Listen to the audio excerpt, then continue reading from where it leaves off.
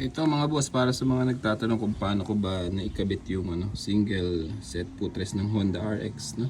RSX kay TP natin mga bossing. Ayan, bali ito yung sa may brake side niya mga bossing. Madali lang naman itong buuin mga boss. I-assemble mo lang siya, sipatin mo lang muna yan. Buuin mo muna siya. Hanggang dito lang yan bossing. Ayan. Ngayon, ito yung pinaka nasa may swing arm. May kasama na siya, may pre na siya mga bossing. Bali magpapalit tayo na to. Pivot swing arm. Ayan. O, pagmasdan nyo mabuti mga bossing ha. Tapos ang pinaka conversion na ginawa ko lang dito is ito. Itong bracket na to. Kung makapapansin nyo, kinat ko yan. Ayan, kinat ko yan doon para pumasok siya dito. Ayan, para lumapat. Para pumantay. Tapos meron siyang meron siya dun sa loob, ayan, dun sa loob na spacer. Kasi pag di mo nilagyan ng spacer yan, sasayad yan dito, tutukod yan dito bossing. Tukod siya, ngayon ginawa ko siya ng spacer. Kaya ito medyo nakaangat. Ayan. Ngayon yung spacer na yun mga boss, kasama na yun dito sa mga parts na to. Kumbaga ito yan, ito yun, yung number 24. Ginawa ko, kinat ko siya sa gitna. Kinat ko siya sa gitna kasi medyo makapal siya. Ngayon na mangyayari, pag cut mo sa gitna, pwede naman yung lagaring bakal kasi alloy lang yun, magaan lang siyang i-cut, no? Tapos yung kalahati, ilalagay nyo dun sa loob. Yung kalahati dun sa kabilang side. No? Ayan, baga ayun yung pinaka-spacer nyo dito. Ngayon, ayan, dito papantay na siya dito kapag kinabit nyo. Ito is, itong part na to, mga bossing, para ito yan asan na ba yun? Ito siya, ito yan. Kumbaga sa sa Honda mo, pag sa Honda mo kasi ito ikakabit, meron siyang salpakan talaga. Yung sa TP natin may butas siya dito, sakto lang siya dun, tapos ito sumakto lang din, kaya hindi na ako bumili ng ibang bracket. Kinat ko lang, tapos makita yan. Ayan o. Lagyan mo lang ng spacer dun. Konting spacer lang. Di kita eh. Basta may nilagay ako dito yung spacer. Tawag dun. Ayan, lagyan nyo lang spacer para pumantay siya, magandang sipat. Depende na, didiscarte nyo yan. Kaya nyo discarte yan. Ganyan ang kalalabasan nyo. Tapos pininturahan ko na ng itim yun. Pinailoksan ko na lang ng itim para hindi naman siya kulay alloy na pinutol. Ayan, ganyan yung kinalabasan niya. Ayun lang ang pinaka-conversion niya dito mga bossing. Ito lang talaga. The rest, wala. Inassemble mo lang. Yan dito sa side na to, ang mawawala dito is yung brake light natin. Kasi may spring yan. Yung brake light, sasayad siya dito. Dito siya nakakabit eh. Ayan, dito. Dito siya nakakabit yung spring. May kabitan na spring yun, may butas. Yan, useless na to. Ang ginawa ko, umorder na lang ako na to. Hydraulic brake, Mupak na hydraulic brake. Mura lang to mga bossy. Ayan, tapos i-convert nyo lang yung wire nya. Puputulin nyo lang yung wire, i-connect nyo lang dun sa pinag-connectan nung pinaka brake light natin dito dati, hindi spring. Ayan, ganyan ang kalalabasan nyo. Wala ka nang ibang idadagdag dyan bossy. Pati yung tornilyo, dun yung mga nandito, yun na rin yung magagamit mo dyan. Halos wala ka talagang idadagdag. Ito lang yung sinasabi gusto nyo na ikakat nyo, at saka yung nandito spacer, which is ito. Wala, itong part na to, itong number 24 na yan. 24 basta na yan. Ayan, bracket, spacer yun, bilog siya, bilog. Kakat nyo sa gitna, saktong sakto yun doon mga bossing. Tapos punta tayo dun sa kabilang side. Ito yung kabilang side. Ayan, kung mapapansin nyo yung spacer, ganun din. Ayan, may space na siya, hindi siya sa ayan, nung una kasi sumayad, nagkaroon tuloy ng konting gas-gas.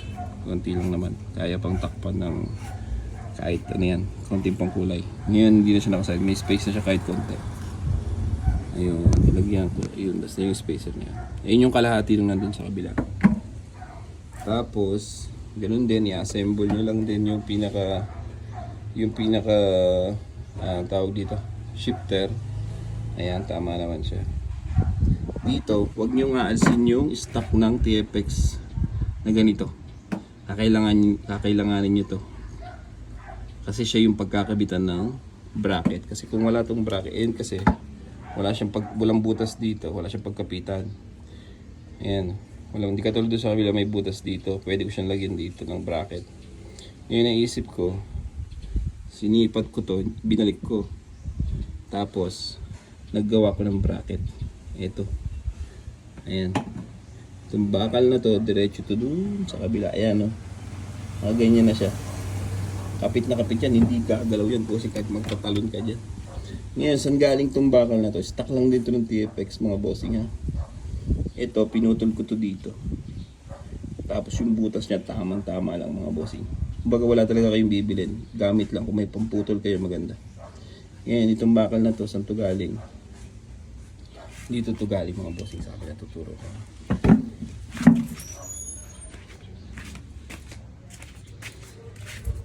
Yun yung mapapansin nyo, meron dito nakakabit na dito, yung bakal. Yung nakakabit dito, na stock. Yung kabitan nung stock na tawag doon, underbelly. Ayan, makikita nyo ganyan yung kahaba. Puputulin nyo lang yun mga boss. Basta sisipatin nyo muna dito bago. Ayan din yun mga boss. Kasi ito kinulayan ko na lang din ang itim kasi may mga kalakala kong kinulayan. So, ganyan na yung palalabasan niya. Ay, nakalimutan ko mga bossing. Ito pala, itong stainless na to, puputulan nyo to ng at least half inch. Yung dulot-dulo. Yung dulo na to, tsaka yung dulo na to. Half inch, kailangan nyo putulan. Or sipatin nyo muna kung okay sa inyo na tama lang yung haba, pwede naman siguro. Okay na. Tapos ito pala mga boss, nakalimutan ko. Ito, di ba pinutol ko lang to. Yung dito pala, bubutasan mo para may pagsusyutan ka. Yun lang, kalimutan ko lang kanina. Ito magaan siya i-cambio mga boss, maganda i-cambio. Ikutin natin.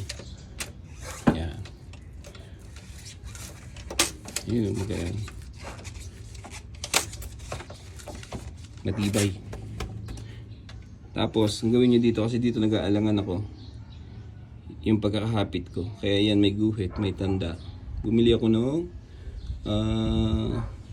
tawag doon yung glue lock. Isa tornilyo yung ilalagay mo para mag-lock. Tapos nilagyan ko siya na to, ng mark, para pag ginagamit ko, titignan ko kung gagalaw ba siya. Kasi syempre, iba pa rin yung safety. Kasi medyo, ayan, kasi nga gawa ng spacer dito, kaya umangat siya. Kaya for safety nilagyan ko siya ng glue. Ayan, tapos ito lalagyan dito ng glue to, yung loob na to, kasi ito natatanggal to eh. Nakaranas na ako dati sa dati kong motor, nalaglag na lang siya bigla, malawag, ano pala siya, umihiwalay. Ayan, ito din, lagyan din yan para sure, para safe. Tapos ito, ayan, ayan yung mga libreng ano eh. Baga ito yung malaking ganito, yun yung hinati ko sa gitna na nilagay ko dito. Ginawa ko spacer. Ganito siya na malaki. Halo yan. Tapos ito para, syempre, ayun o. Para pantay. Hindi nakaganon. Kailangan nakaganon. Hindi nakaganon. Ayan, hindi siya sayad dito. Ayan, yung mga spacer yan eh. Nilagay ko na lang din dyan. Ayan o. Yung mga parts na nandyan. Ayan, yan. Magagamit. Ito yun. Yung maliliit. Ayan. Magagamit mo din. Gusto mo yung mga nandito magagamit mo. Maraming susobra. Katulad ng palagay dito, wala na. Hindi wala. Kasi ewan ko. Wala na lang yan. Wala na yan. Tapos meron pa siya sa likod na ito na kinakabit. Wala na rin. Hindi mo na rin siya magagamit. Pero goods na yan. Walang kagalaw-galaw yan mga boss.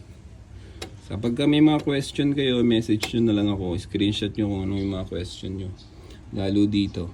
Baga ito lang talaga yung magiging conversion na nangyayari. Tsaka yun sa kabila. Which is napakadali. Mga boss. Kahit ikaw, kaya mong gawin sa bahay mag-isa to. Di mo kailangan ng mekaniko. Punta ka lang. O kung may grinder ka, basta yung pangkat ng bakal. Yun lang. Yun lang kailangan mo. Wala kang i-bend. Okay mga boss, thank you. At pag may mga tanong kayo, message nyo lang mga boss. Ayan. Ride safe mga boss.